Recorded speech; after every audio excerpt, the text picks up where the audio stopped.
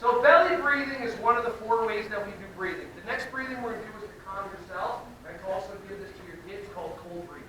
So you take your tongue, you put it on the back of your bottom teeth, like this. Everybody, can you do that? Take your tongue, put it behind the back of your bottom teeth. Okay, so we're going to do a test to make sure. Everybody say, wav. I would say, cool wav. I would say, it's a magical experience. Okay, everybody say, knowledge. Okay, you passed the Princess Bride test. Awesome. Okay. All right, so now, I just felt somebody go, what's the Princess Bride? Oh, now we're going to judge them. Oh!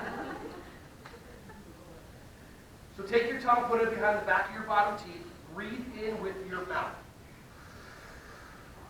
And then breathe out. Okay, good. Ready? Breathe. I like it.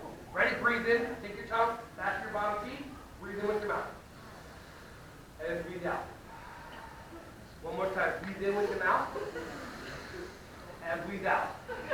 Okay, now, what do you feel when you breathe in with your mouth?